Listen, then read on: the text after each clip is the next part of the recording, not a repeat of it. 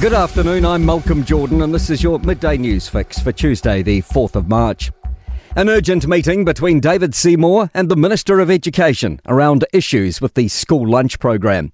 Students in Murchison were yesterday fed a meal with melted plastic in it. It's the latest in a number of issues with the cut price lunches, with complaints around taste, dietary requirements and timeliness. Education Minister Erica Stanford says they have an obligation to provide a quality service.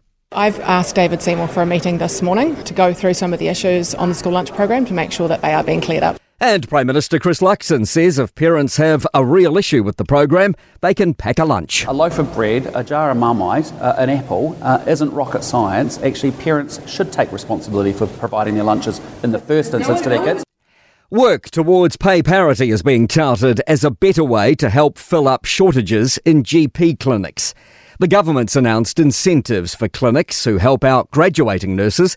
They'll be capped at 400 graduates a year.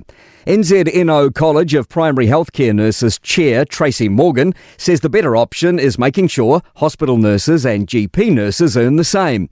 She says the incentives will be a temporary reprieve. Because once these incentives run out, and they will run out, these clinics are going to struggle again, and we're going to struggle to keep the doors open.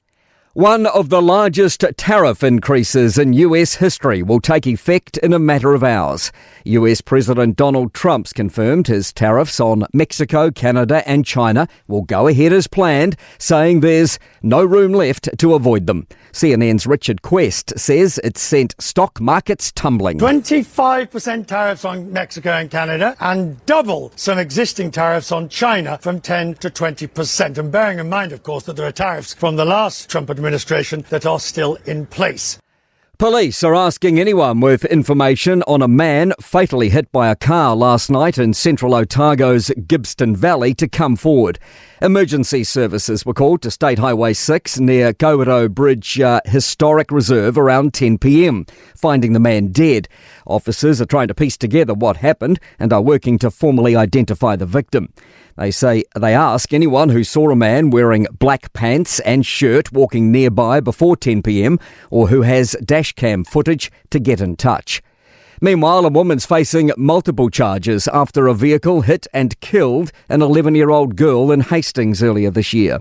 A 34-year-old woman's due in court today charged with manslaughter, excessive breath alcohol, dangerous driving and failing to stop to ascertain injury. Christchurch City Council's received almost 100 email complaints over its handling of a Destiny Church protest disrupting the city's Pride March over the weekend. And Pope Francis has required mechanical ventilation following 2 episodes of acute respiratory failure. To sport. Blues loose forward Hoskins Sotutu has been handed a 3-week Super Rugby ban, which can reduce to 2, with a stint at tackle school for a dangerous attempt in the win over the Hurricanes in Wellington. Elsewhere, Highlanders first 5 Cam Miller has been diagnosed with concussion after a collision with Moana Pacifica midfielder Danny Toala during round 3. I'm Malcolm Jordan. That's your latest news fix. We'll be back with the next update at 5 p.m. from the Newstalk ZB newsroom.